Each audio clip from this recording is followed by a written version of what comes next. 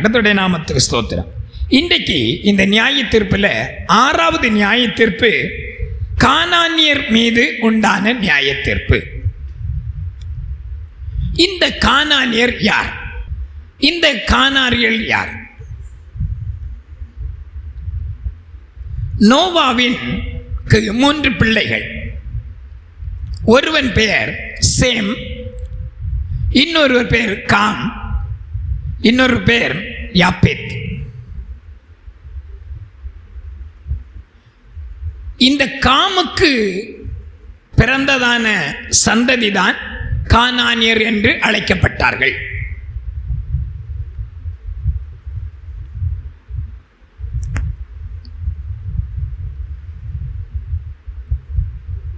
ஏன் இந்த com சபிக்கப்பட்டான்? Noah win வம்ச வரலாறு என்று நீங்கள் வேதத்தில் வாசிக்கும் பொழுது அவன் நீதிமான் என்று எழுதப்பட்டிருக்கிறது. வாசிங்க, நோவாவின் வம்ச வரலாறு. கவனிங்க, நோவா தன் காலத்தில் இருந்தவர்களுக்குள்ளே, நோவா தன் காலத்தில் இருந்தவர்களுக்குள்ளே நீதிமானும் உத்தமனுமாயிருந்தான். நோவா தேவனோடு சஞ்சரித்துக் கொண்டிருந்தான். நோவா சேம், காம், யாப்பேத் என்னும் 3 குமாரரை பெற்றான். கர்த்தருடைய நாமத்துக்கு ஸ்தோத்திரம். நம்ம கானானியருடைய நியாய தீர்ப்பை தான் நம்ம இப்போ படிக்க போகிறோம். இதுக்கு கீழே நான் போகிறதில்லை. அங்கே பூமியானது தேவனுக்கு முன்பாக சீர்கட்டிருந்தது. பூமி கொடுமையினால் நிறைந்திருந்தது. தேவன் பூமியை பார்த்தார், இதோ அது சீர்கட்டதாக இருந்தது. மாம்சமான யாவரும் பூமியின் மேல் தங்கள் வழியை கெடுத்து கொண்டிருந்தார்கள். அந்த பகுதி நமக்கு இப்பொழுது அவசியம் இல்லை. நோவா ஒரு நாள் திராட்சரசம் குடித்து வெறித்திருந்தான். எனக்கு இன்றைக்கு நான் கர்த்தரிடத்தில் கேட்ட பொழுது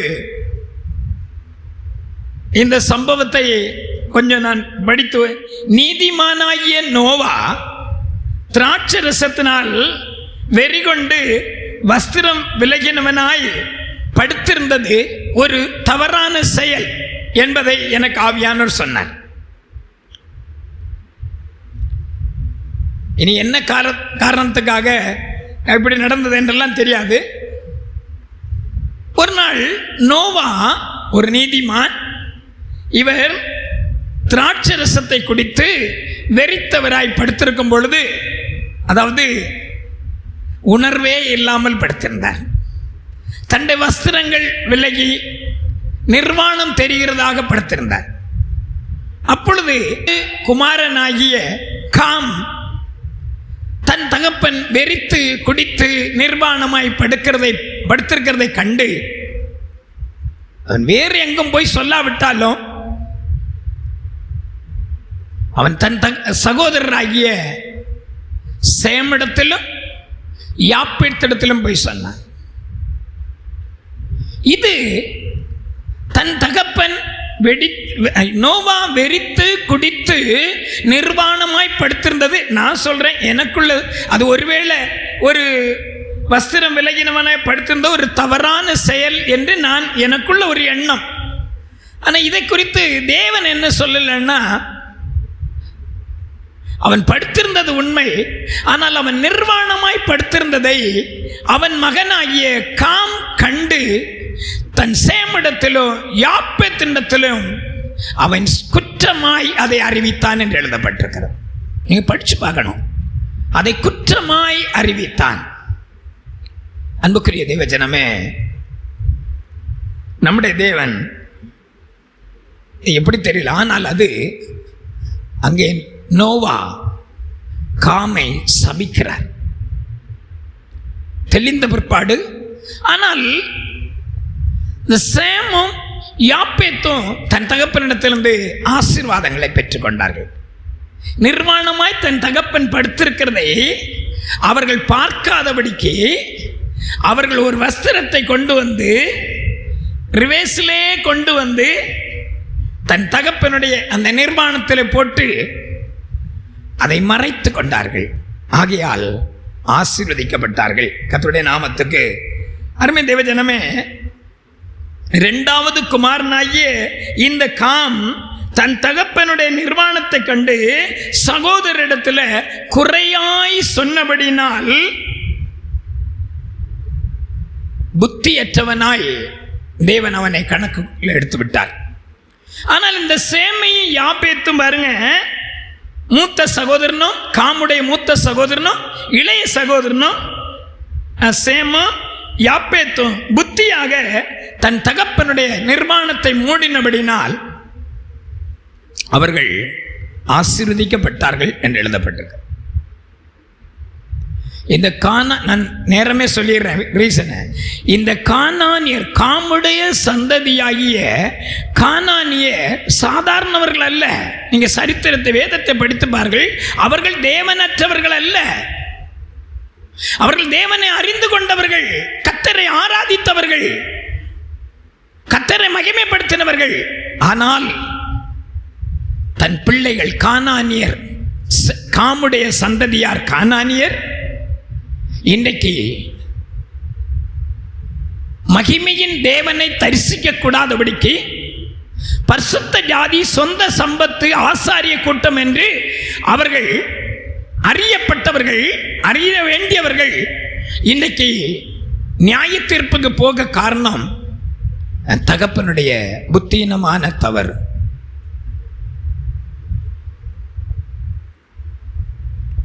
நம்முடைய ஆவிக்குரிய காரியத்தில் இப்ப எடுத்து வரேன்.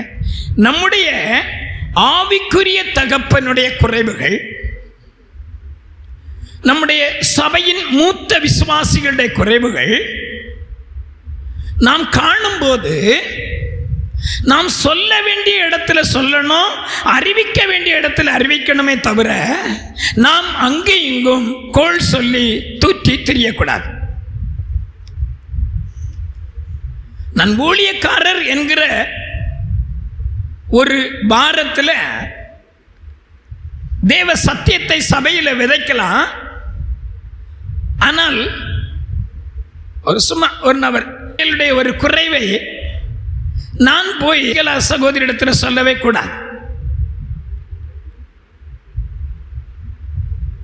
நான் சொல்ல வேண்டிய இடம் என்றால் ஏபோத்தை தரித்து கொண்டு ஆசாருடைய வஸ்திரத்தை எடுத்து போத்து கொண்டு, அப்படி என்றால் எங்கங்க ஏபோத்து கொடுக்குறாங்க? இது பழைய ஏற்பாட்டு காலத்தில் பாஸ்டர் எப்படி ஏபோத்து கிடைக்கும்? இதை கொண்டு போய் நான் பலிபீடத்தில் வைத்து தேவ சமூகத்தில் வைத்து நான் செபித்து விட்டு சிலவில் நான் நேரடியாக டீல் பண்ணக்கூடாமல் இருக்குமானால் ஒரு காரியம், தவறான காரியத்தை பாஸ்டர் ஒரு ஆணா இருக்கிறபடினால் அதை நேரடியாக கூற முடியாவிட்டால் நான் முதலாவது தேவ சமூகத்தில் வைத்துவிட்டு அதற்கு இந்த பூமியில கொடுத்திருக்கிறதான, அதாவது உங்களுக்கு சகோதரிமாருக்கு ஒரு தாயாகவும், ஒருவேளை சின்னவங்களா இருந்தாலும் உங்களுக்கு பரிந்து பேசுகிறதான ஒரு ஊழியக்காரியிடத்தில் நான் அதை சொல்ல வேண்டும். அவர்கள் நிதானித்து உங்களிடத்தில் அந்த குறைய சொல்ல.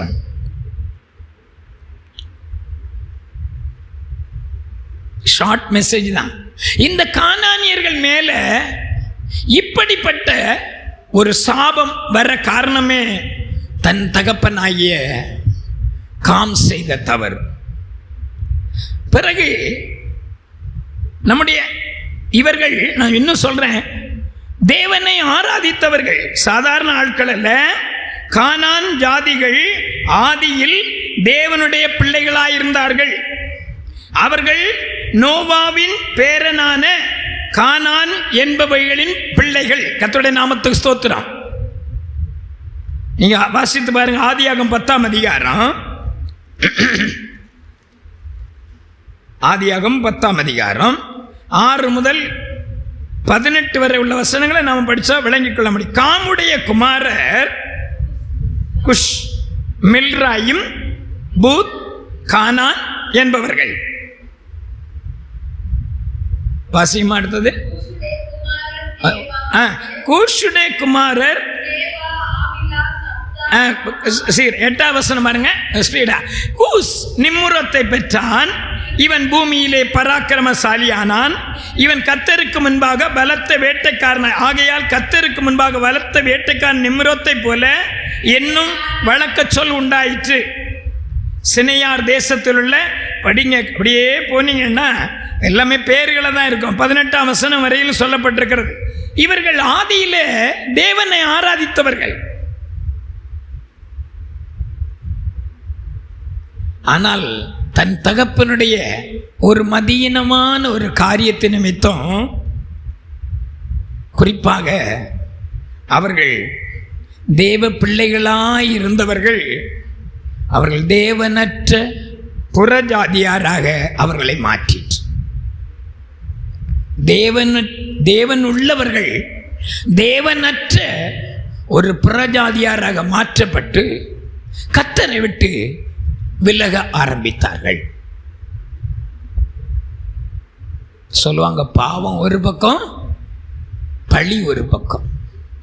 தன் தகப்பனாகிய கானானியர்களுடைய தகப்பனாகிய காம் செய்த தவற்றுக்காக பழி வாங்கி, அதாவது நியாயத்தீர்ப்பு வாங்கினது யாருன்னு கேட்டீங்கன்னா கானான். இது இந்த கானான் என்பதனுடைய வார்த்தையின் அர்த்தம் என்ன? கானான் என்றால் தாழ்வு என்று பொருள். கானான் என்றால் தாழ்வு என்று பொருள். மறுபடி சொல்றேன், தகப்பனுடைய மதியினத்தினால் பிள்ளைகள், அதாவது கானானியர் தேவனற்றவர்களாகி போனார்கள். நாமும் கூட இந்த தேவனை அறிந்து கொண்ட நாம் இப்படிப்பட்ட குறைவை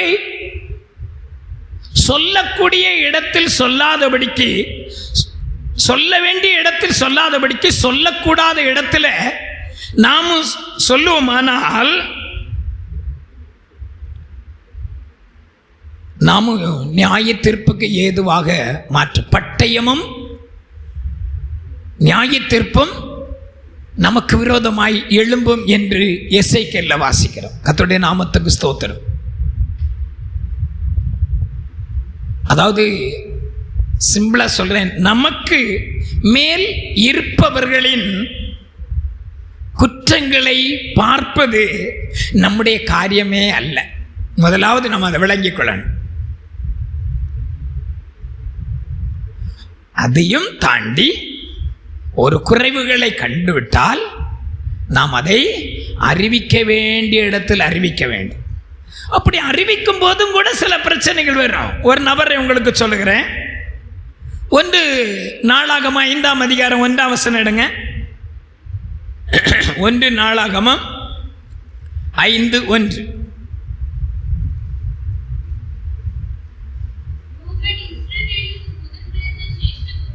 ரூபன் இஸ்ரவேலுக்கு முதற் பிறந்த சேஷ்டபுத்திரன். ஆனாலும் அவன் தன் தகப்பனுடைய மஞ்சத்தை தீட்டுப்படுத்தினபடினால் கோத்திரத்து அட்டவணையிலேயே அவன் முதற் பிறந்தவனாக எண்ணப்படாமல் அவனுடைய சேஷ்டபுத்திர சுதந்திரம் இஸ்ரவேலின் குமாரனாகிய யோசேப்பின் குமாரருக்கு கொடுக்கப்பட்டது.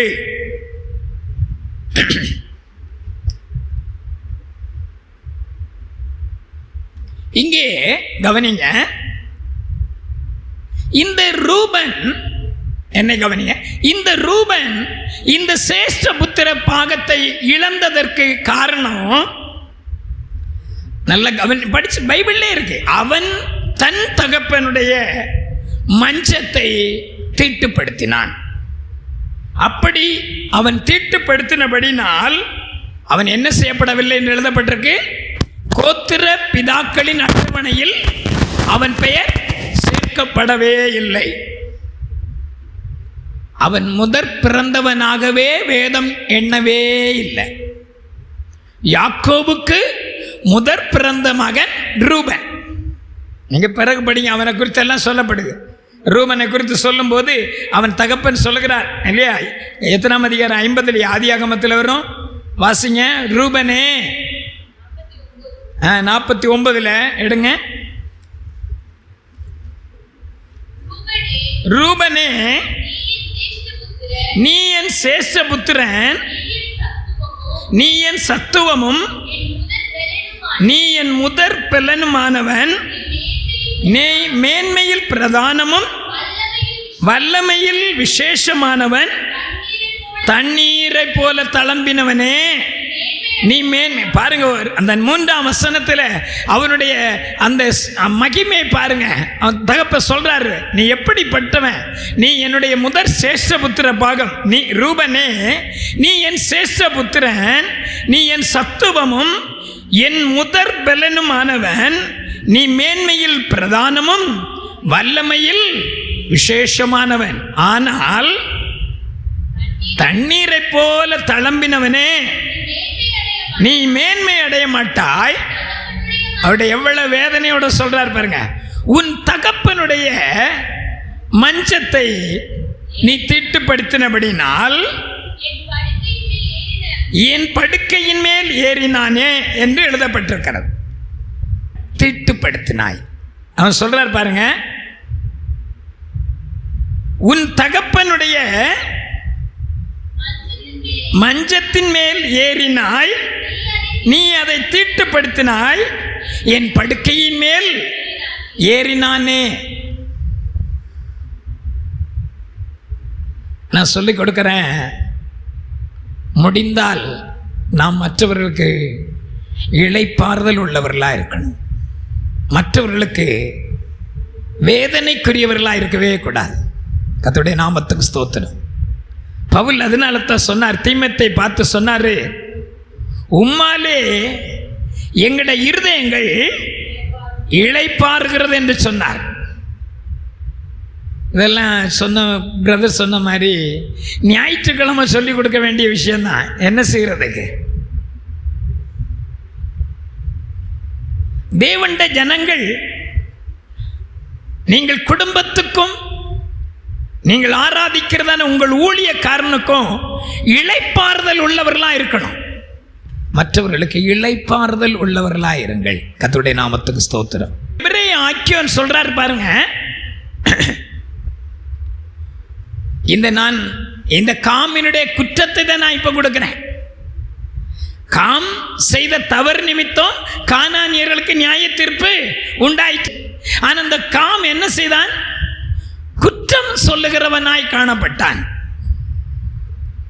பாருங்க, எபிரேயக்காரன் சொல்கிறார் 13ஆம் அதிகாரம் 17ஆம் வசனத்தில், உங்களை நடத்துகிறவர்கள், உங்களை நடத்துகிற யார் நடத்துறாங்க? தேவண்ட ஊழியக்காரன். காமனா சொல்லு, தேவண்ட ஊழியக்காரன். இல்லை பாஸ்டர், எங்களை கர்த்தர் தான் நடத்துறார் இருக்கலாம். ஒருவேளை கர்த்தர் உங்களை நடத்தலாம், இல்லைன்னு சொல்லல. ஆனாலும் இந்த சபைக்கு வரும்பொழுது உங்களுக்கு ஒரு மேய்ப்பன் வைத்திருக்கும் போது அந்த மேய்ப்பன் தான் உங்களை வழி நடத்துகிறார். அந்த மேய்ப்பன் எப்படி நடத்தணும்னா, அந்த மேய்ப்பனை போல புல்லுள்ள இடங்களில் மேய்த்து, அதுதான் ஆசை. ஒவ்வொரு வாரமும் ஒவ்வொரு விதத்தில் வித்தியாசமா கர்த்தருடைய வார்த்தை கொடுக்கணும், புல்ல கொடுக்கணும், மேய்ச்சலை கொடுக்கணும், அப்படி ஆசைப்படுறது உண்டு. ஆண்டவரே, புது தாட்டை தாங்கப்பா, இதுவரையும் கேட்டிருக்க கூடாது அப்படி என்று சொல்லி ஆசைப்படு. அதுதான் இந்த மேய்ப்பன் புல்லுள்ள இடங்களில் மேய்த்து உங்களை அமர்ந்த தண்ணீர் அண்டையில் என்ன செய்கிறார்? நடக்க பண்ணுகிறார். அதனால தான் மேய்ப்பர்களை உங்களுக்கு உபாத்தியார்கள் அநேகர் இருக்கிறாங்க. எங்க போனாலும் நீங்க பிரசங்கம் கேட்கலாம். ஆனா தகப்பன்மார் இல்லையே என்று பவுல் சொல்லி துக்கப்படுறார். அதனால தான் பவுல் சொல்றாரு, நான் உங்களை தேவன் சம்பாதித்த சுயரத்தத்தினாலே சம்பாதித்த மந்தையை குறித்து நான் எச்சரிக்கையா இருக்கிறேன் என்று சொல்லுகிறார். அல்லேலூயா. அங்க எழுதப்பட்டிருக்கு, வாசிங்கம்மா. உங்களை நடத்துகிறவர்கள் ஆத்துமாக்களுக்கு உத்தரவாதம் பண்ணுகிறவர்களாய் விழித்திருக்கிறவர்கள் ஆனபடியால், தாழ்மையா சொல்றேன், இந்த விழித்திருக்கிறவர்கள் ஆனபடியாங்கிற வார்த்தையை மென்ஷன் பண்றேன். வாசிமா. விழித்திருக்கிறவர்களாய் விழித்திருக்கிறவர்கள் ஆனபடியால் அவர்கள் துக்கத்தோட அல்ல, சந்தோஷத்தோடு அதை செய்யும்படிக்கு அவர்களுக்கு கீழ்ப்படிய அடங்குங்கள். அவர்கள் துக்கத்தோட அப்படி செய்தால் அது உங்களுக்கு பிரயோஜனமாய் இருக்காதே. உங்களை நடத்துகிறவர்கள் உங்கள் ஆத்மாவுக்கு அவர்கள் துக்கத்தோட அல்ல, சந்தோஷத்தோடு அதை செய்யும்படி அவர்களுக்கு என்ன செய்யுங்க? கீழ்ப்படிந்திருங்கள், அடங்குங்கள். கர்த்தருடைய நாமத்துக்கு ஸ்தோத்திரம். இந்த சேஷ்ட புத்திர பாகம் அடுத்தது ஒன்று. இந்த சேஷ்ட புத்திர பாகம் சரீர பிரகாரமான இரட்டிப்பான ஆசீர்வாதத்தை காண்பிக்கிறது. இந்த சேஷ்ட புத்திர பாகம் சரீர பிரகாரம், அந்த பழைய ஏற்பாட்டு காலத்தின் முறைமையின்படி இது எதை காண்பிக்கிறது என்றால் இரட்டிப்பான ஆசீர்வாதத்தை காட்டுகிறது. ஆனால் ஆவிக்குரிய பிரகாரம் கிருபையின் காலத்தில் ஜீவிக்கிற நமக்கு இந்த சேஷ்ட புத்திர பாகம் பரிசுத்தமாக்குதலை காண்பிக்கிறது.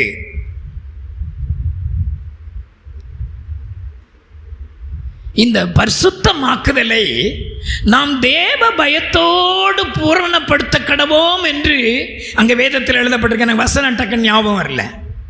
பரிசுத்தமாகுதலை தேவ பயத்தோடு பூரணப்படுத்த கடவோம் என்று எழுதப்பட்டிருக்கிறது.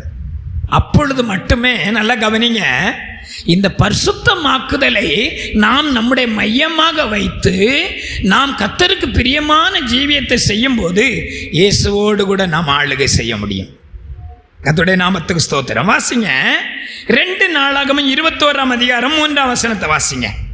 அங்கே யோராம் என்கிற ஒரு மனிதனுக்கு அவன் தகப்பன் பாருங்க சேஷ்ட புத்திர பாகத்தை கொடுக்கிறான் என்று எழுதப்படுகிற 2 நாளாகமம் 21ஆம் அதிகாரம் 3ஆம் வசனம்.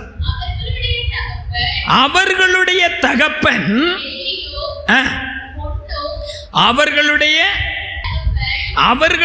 தகப்பன் பொன்னும்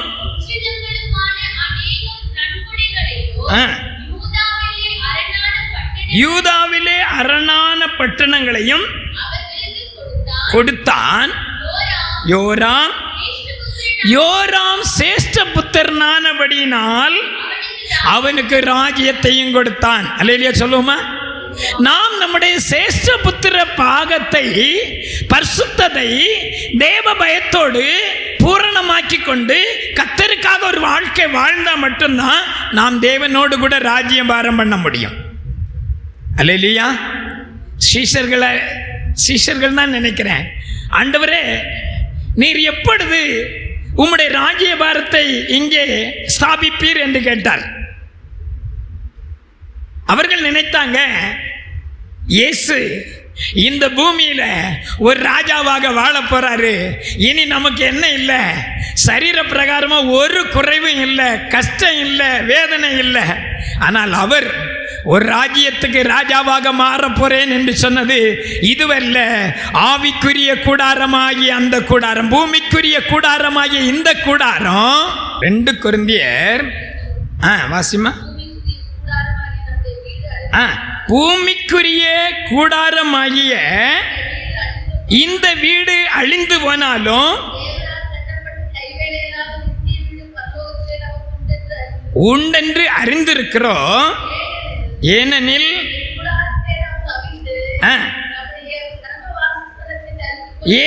இந்த கூடாரத்தில் நாம தவித்து நம்முடைய பரம வாசஸ்தலத்தை தரித்து கொள்ள மிகவும் வாஞ்சை உள்ளவர்களாயிருக்கிறோம். நாம் அவரோடு கூட ஆளுகை செய்ய வேண்டுமானால் யோராம் சேஷ்ட புத்திரனாய் இருந்தான். புத்திரனாய் இருந்தது மாத்திரமல்ல, 21:3 வாசிங்க. அவர்களுடைய தகப்பன் வெள்ளியும் பொன்னும் உச்சிதங்களுமான அநேக நன்கொடைகளையும் யூதாவிலே அரணான பட்டணங்களையும் அவர்களுக்கு கொடுத்தான். யோராம் சேஷபுத்திரனானபடினாலே அவனுக்கு என்ன கொடுத்தான்? ராஜ்யத்தை கொடுத்தான். நமக்காக ஒரு ராஜ்யத்தை கர்த்தர் ஆயத்தம் பண்ணி கொண்டிருக்கிறார். அல்லேலூயா. ஆனா நாம என்ன செய்யணும்? இந்த சேஷ்டபுத்திர பாகத்தை பிறகுதான் தெரிஞ்சிச்சு. யாருக்கு? ஏசா யாக்கோபுக்கு இடத்துல என்ன கேட்டான்? கொஞ்சம் பயிற்றங்குழு கேட்டான். பசியா வந்த பொழுது கொஞ்சம் பயிற்றங்குழு கேட்டான். ஏசா கேட்டான், சாரி யாக்கோபு சொன்னா, உண்ட சேஷ்ட புத்திரத்தை பாகத்தை எனக்கு கொடு, நான் உனக்கு என்ன தர்றேன்? கூழு தர்றேன்.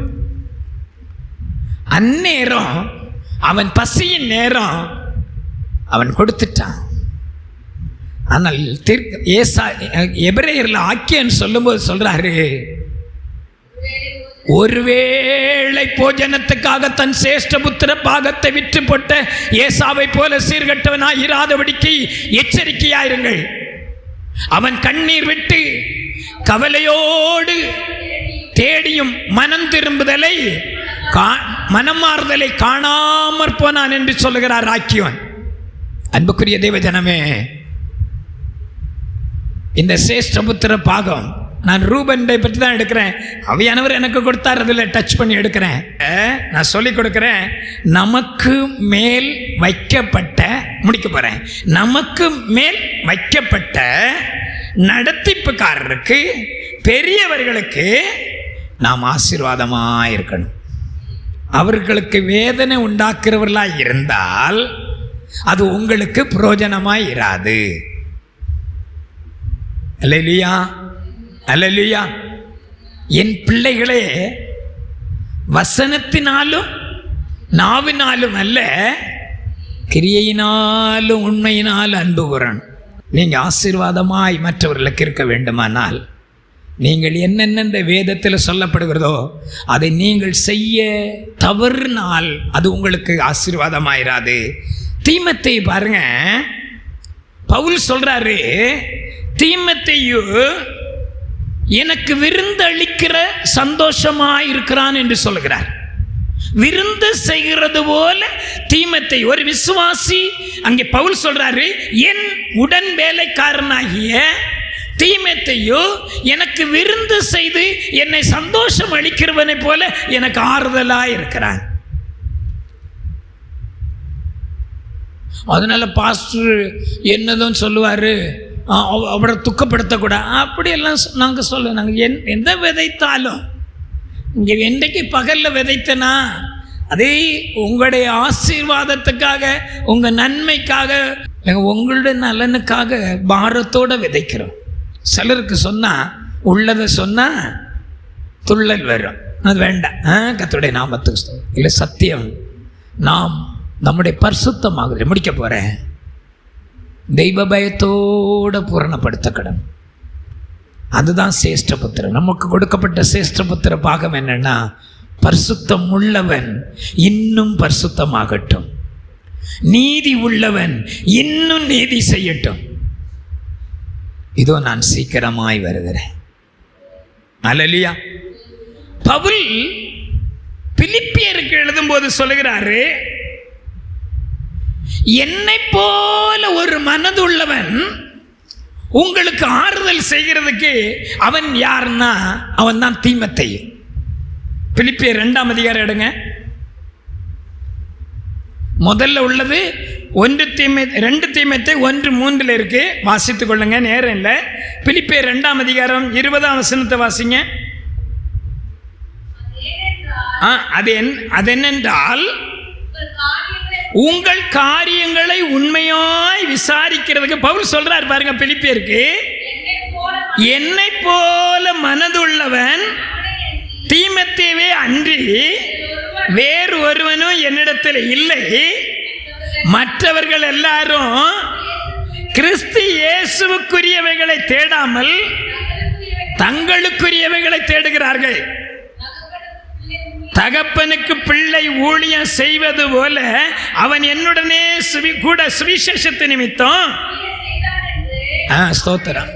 அன்புக்குரிய தெய்வ ஜனமே, இங்கே அடுத்த வசனத்தில் அதுக்காக தான் வந்தேன். என்ன எழுதப்பட்டிருக்கிறது? பவுல் சொல்றார் பாருங்க, மற்றவர்கள் எல்லாரும் வாசிங்களா 21, மற்றவர்கள் எல்லாரும் கிறிஸ்து இயேசுவுக்குரியவைகளை தேடாமல் தங்களுக்குரியவைகளை தேடுகிறார்கள். தகப்பனுக்கு பிள்ளை ஊழியம் செய்வது போல அவன் என்னுடனே கூட சுவிசேஷத்து நிமித்தம் ஊழியம் செய்தான் என்று அவனுடைய உத்தம குணத்தை அறிந்திருக்கிறீர்கள் என்று சொல்லுகிறார். அல்லேலூயா, அல்லேலூயா. நீங்கள் என்னையும் அறிவீர்கள், நானும் உங்களை அறிவேன். அல்லேலூயா. கர்த்தருடைய நாமத்துக்கு ஸ்தோத்திரம்.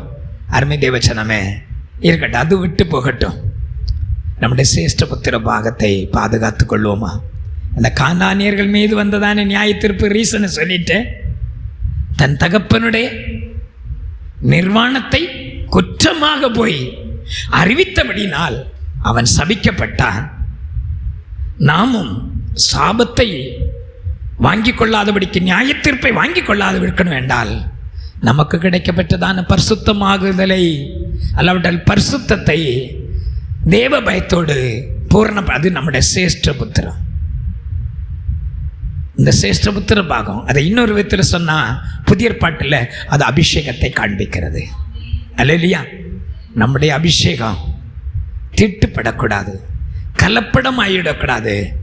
ஒரு உத்தமமான ஜீவியத்தை செய்து கர்த்தருக்காக நாம் வாழ்வோம். பரிசுத்தமாகுதலை நம்முடைய வாழ்க்கையில் பூர்ணமாக்கும் பொழுது அங்கே யோராம் அந்த சிரேஷ்ட புத்திர பாகத்தை பாதுகாத்து கொண்டுபடினால் அவன் ராஜ்யத்துக்கு அதிபதியானால் ராஜ்யங்களை ஆண்டது போல நாம் நம்முடைய தேவனோடு கூட ஒரு நாளைக்கு அரசாள போகிறோம்.